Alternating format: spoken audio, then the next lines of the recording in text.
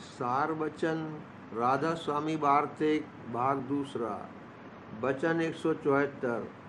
बाल विधवा और बाल साध को वक्त यानी उम्र का काटना निहायत मुश्किल हो जाता है और बहुतेरे तो खराब हो जाते हैं, पर जो उनको सतगुरु पूरे मिल जावे और उन पर निश्चय आ जावे तो दोनों का वक्त सहज में कट जावे।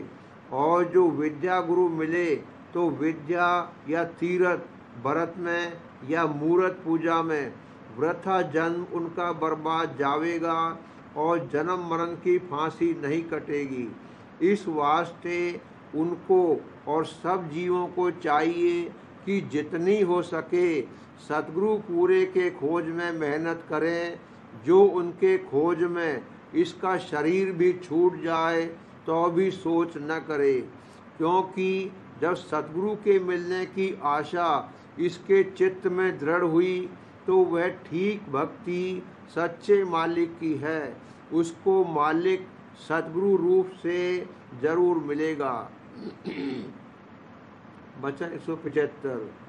जीव इस वक्त में ऐसे अभागी हैं कि संतों के वचन की प्रतीत नहीं करते और वेद शास्त्र पुराण की बात को खूब पकड़ते हैं, यहाँ तक कि वहाँ कुछ पर्चा भी नहीं मिलता।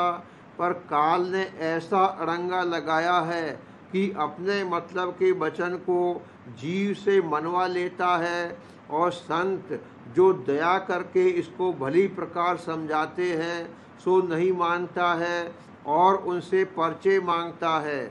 इससे मालूम हुआ कि ये जीव काल के हैं जो बिना पर्चे संतों का वचन नहीं मानना चाहते और काल का वचन बिना पर्चे मानते हैं। ऐसे जीवों पर संत भी तवज्जो नहीं करते। वचन 176।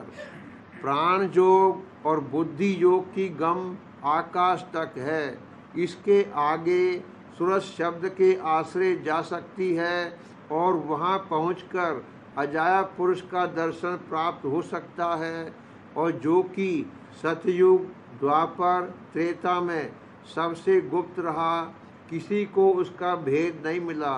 अब कलयुग में संतों ने प्रकट किया है। जिनको संतों के वचन की प्रतीत है वही उस अजाया पुरुष का दर्शन पावेंगे और मुक्ति पद को प्राप्त होंगे। वचन 177। आजकल ऐसा अंधेर हो रहा है कि बहुतेरे साधु पंडित होने की अभिलाषा करके काशी जाते हैं और पंडितों के संग में अपना जन्म गंवाते हैं। उनको मुनासिब था कि जब साध हुए थे तो सद्गुरु पूरे का खोज करके उनकी सेवा और सत्संग और कुछ अंतर्मुख अभ्यास यानी साधना करते, जिससे साध बन जाते और अपने निज स्थान को पाते, ना कि विद्या पढ़ने में अपने जन्म को गंवाया। पंडितों के संग से कोई भी जन्म मरण से नहीं बच सकता, क्योंकि ब्रह्मा जो वेद का कर्ता है आप ही 84 के चक्कर से नहीं निकल सकता। फिर पंडितों की क्या ताकत कि उससे बचें। और आजकल के पंडित और ज्ञानी तो निरेवाचक हैं और सच्ची पंडिताई और सच्चा ज्ञान भी उनको प्राप्त नहीं है।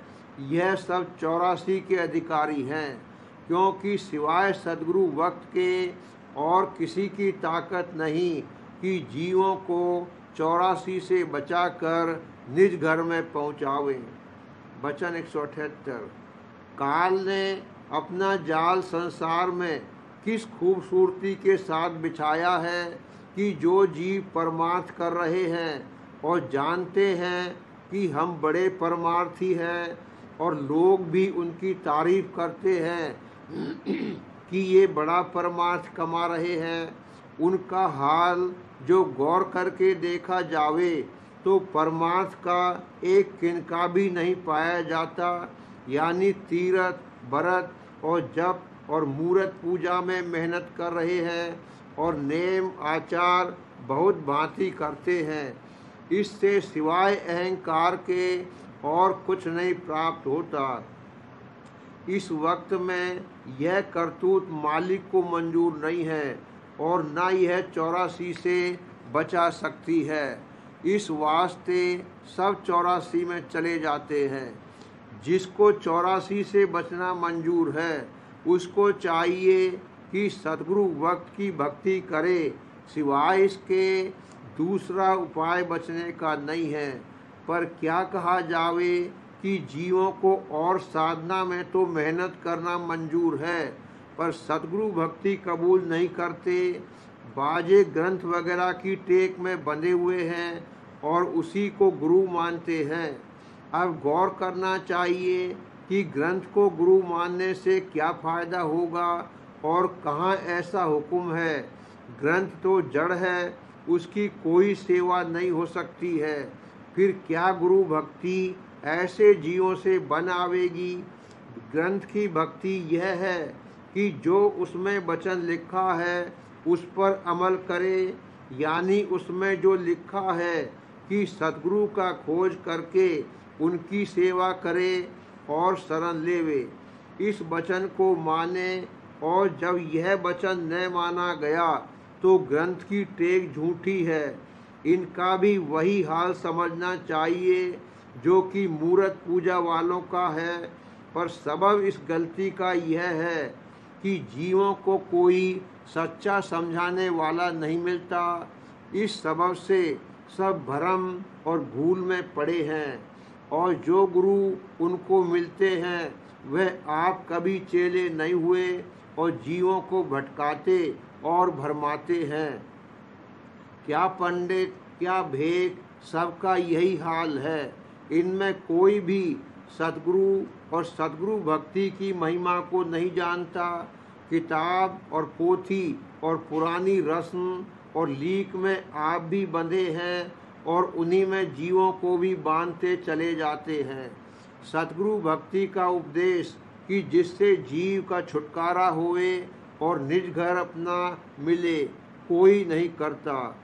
यह उपदेश सिर्फ संत यानी आप सत्य पुरुष जब संसार में प्रकट होते हैं करते हैं, क्योंकि यह सबसे उत्तम मार्ग है और जल्दी से जीव का उद्धार इसमें होता है। पर इस उपदेश को वह जीव जो संस्कारी हैं मानेंगे और सद्गुरु का खोज भी वही करेंगे।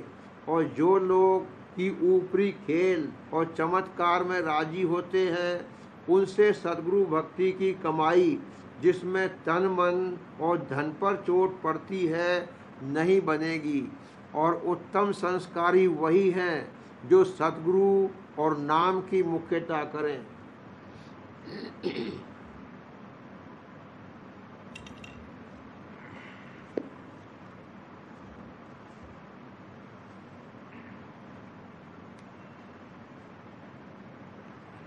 प्रेम पत्र राधा स्वामी, दूसरा भाग, सिलसिला वचन 15, राधा स्वामी मत संदेश।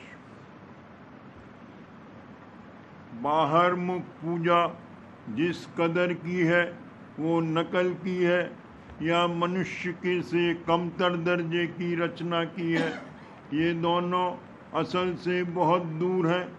और जो इनका सिलसिला असल से नहीं लगा हुआ है, यानी असल का भेद जो घट में है नहीं मालूम है और न उसके मिलने की तरकीब की खबर है, तो वो सब पूजा वृथा और फिजूल है, क्योंकि उस काम के करने से कभी असल नहीं मिलेगा जब तक कि भेदी से उसका भेद लेकर वो जुगत कि जिससे मेला होवे अपने अंतर में कमाई न जावे। और वो भेद और जुगत यानी तरीका अभ्यास का इस वक्त में सिर्फ राधा स्वामी मत में मिल सकता है और किसी मत में उस भेद और तरीके का जिक्र भी नहीं है। और वो जुगत ऐसी है कि लड़का जवान बूढ़ा चाहे स्त्री होवे या पुरुष, उसको आसानी के साथ बगैर किसी खतरे या विघ्न के कमा सकता है। और मतों में प्राणायाम को सब में बड़का तरीका या योग करार दिया है, पर वो ऐसा मुश्किल और खतरनाक है कि विरक्तों से भी उसका अभ्यास नहीं बन सकता। फिर बेचारे गृहस्थी और खासकर औरतें तो उसके संयमों की निगहदाश्त और प्राणों के रोकने और चढ़ाने का अभ्यास बिल्कुल नहीं कर सकती, और इस सबब से उनका उद्धार उन मतों के मुआफिक मुतलक नहीं हो सकता। इन मतों के आचार्यों ने प्राण की धार पर सवार होकर रास्ता तय करना बतलाया, यानी प्राण योग का उपदेश किया, पर संतों ने रूह सूरत की धार की सवारी तजवीज की। अब ख्याल करो कि रूह की धार बड़ी है या प्राण की धार। सोते में प्राण की धार जारी रहती है, मगर कुल कार्रवाई मन और इंद्रियों की बंद रहती है, और जागृत में जबकि रूह की धार आँखों के मुकाम पर आकर ठहरी, उस वक्त कुल कार्रवाई तन मन और इंद्रियों की जारी हो जाती है। इससे साफ जाहिर है कि जो कोई रूह की धार पर सवार होकर घर की तरफ चलेगा वो सुखाला पहुँचेगा, और जल्द मन और इंद्रिय और तन उसके काबू में आवेंगे, और किसी तरह का खतरा और विघ्न रास्ते में पैदा नहीं होगा। और जो प्राण की धार के आश्रय चलेगा उसको प्राणों का रोकना और चढ़ाना बगैर पाबंदी बर्ताव मुकर्रर किए हुए संयमों के, जो कि निहायत कठिन और मुश्किल है और न गृहस्थ से बन सकते हैं और न विरक्त से कतई नामुनासिब होगा। इस वास्ते ये रास्ता बिल्कुल बंद हो गया और सिर्फ जवानी या तहरीरी बातचीत इस अभ्यास की रह गई। और जो बिलफर्ज किसी एक विरक्त से थोड़ा बहुत अभ्यास बना भी, तो बाकी विरक्त और कुल गृहस्थियों से तो उसका बनाना नामुमकिन है। फिर ऐसे रास्ते के बयान करने से क्या फ़ायदा। किताबों में उसका जिक्र लिखने और जबानी बयान करने से अभ्यास का फल नहीं मिल सकता है। इस वास्ते जो अभ्यास की संतों ने बताया है उसका मानना और उसके मुआफिक थोड़ी बहुत कार्रवाई करना हर एक को, चाहे औरत होवे या मर्द, मुनासिब और ज़रूर है, क्योंकि बगैर उसके दुनिया और देह के दुख सुख और जन्म मरण के सख्त दुखों से बचाव किसी तरह मुमकिन नहीं, और न सच्चा और पूरा उद्धार या मुक्ति हासिल हो सकती है। 10वां वर्णन कैफियत सूरत शब्द का अभ्यास की। इस अभ्यास का नाम सूरत शब्द योग है, यानी सूरत रूह को शब्द के साथ मिलाकर चढ़ाना। और शब्द नाम सिर्फ आवाज़ का नहीं है बल्कि चैतन्य की धार से मतलब है, क्योंकि जहाँ धार रवां है वहाँ उसके साथ आवाज़ भी बराबर होती है। धार नज़र नहीं आती पर आवाज़ से उसकी पहचान होती है। जैसे आदमी का असली रूप यानी उसकी सूरत रूह की कैफियत नज़र नहीं आती, पर आदमी के बोलने से मालूम होता है कि रूह सूरत उसमें मौजूद है और कार्रवाई कर रही है। कुल रचना में शब्द के वसीले से कार्रवाई हो रही है, और ये शब्द निशान और जहुरा चैतन्य का है। जहाँ शब्द नहीं वहाँ चैतन्य भी नहीं, यानी गुप्त है।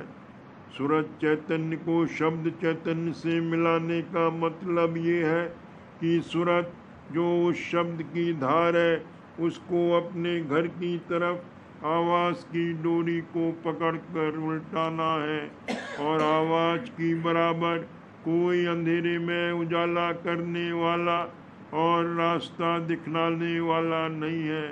जबकि कोई आदमी अंधेरी रात में जंगल में रास्ता भूल जावे और उस वक्त बसबब छाए होने बादल के किसी किस्म की रोशनी, चांद तारागण, बिजली और मशाल वगैरह की नहीं है, तो जो आवाज़ आदमियों की किसी नज़दीक के गांव से आती होवे, उसको पकड़ के भूला हुआ आदमी गांव में पहुंच सकता है।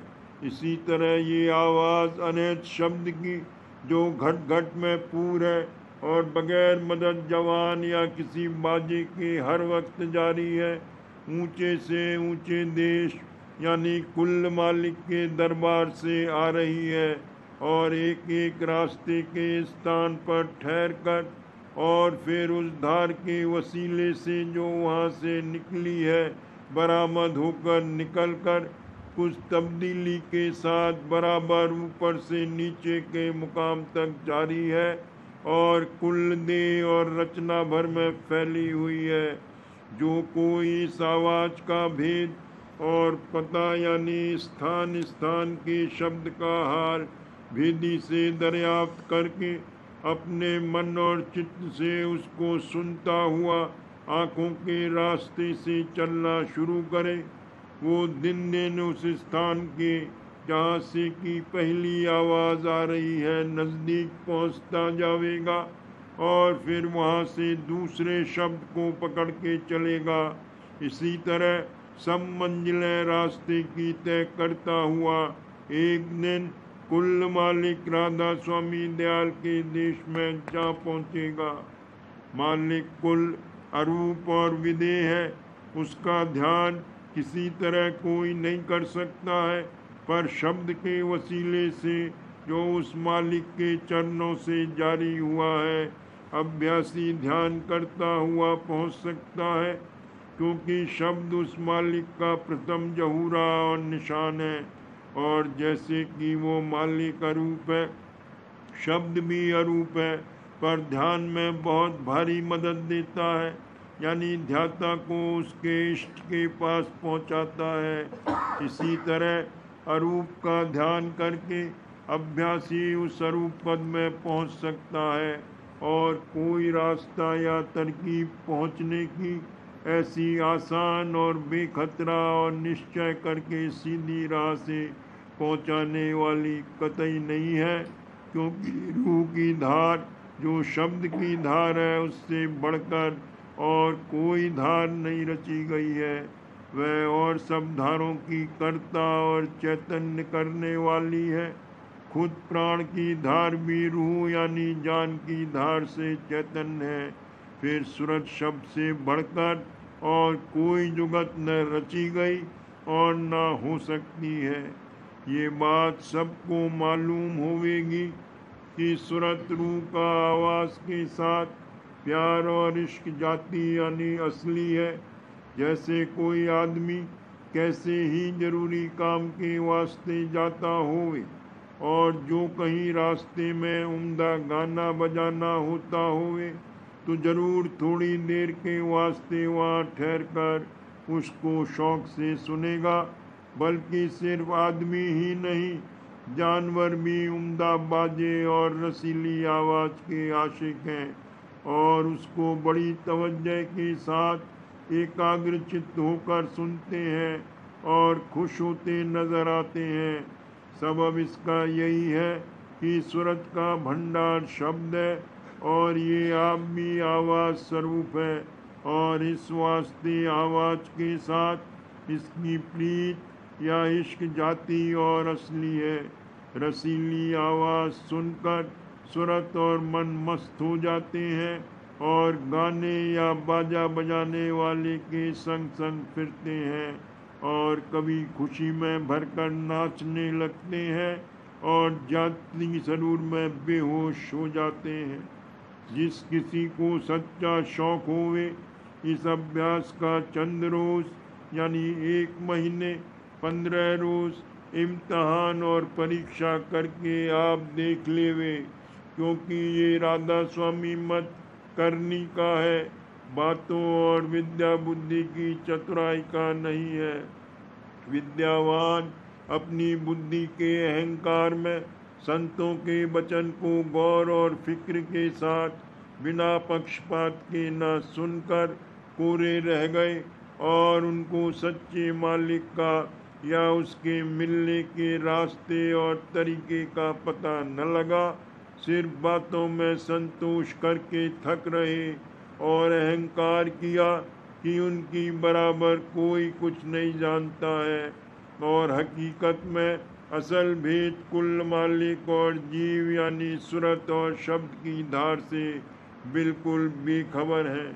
जो सच्चे खोजी और दर्दी लोग हैं और किसी मत या तरीके में उनका बंधन और पक्ष नहीं है, और न अपनी विद्या और बुद्धि का ऐसा अहंकार रखते हैं कि हमने सब कुछ जान लिया और समझ लिया है, वे स्वामी मत के अभ्यास के लायक है, और वही राधा स्वामी मत के हाल और भेद और अभ्यास की जुगत को सुनकर मगन होंगे और उसको दिलो जान से मानेंगे और उसके मुआफिक करनी करके उसके फल को प्राप्त होंगे, यानी अपनी जिंदगी में अपने सच्चे उद्धार और सच्ची मुक्ति का सबूत हासिल करेंगे और एक दिन सच्चे मालिक के देश में पहुंचकर उसके दर्शन का आनंद लेवेंगे और जन्म मरण और देह के दुख सुखों से बच जाएंगे।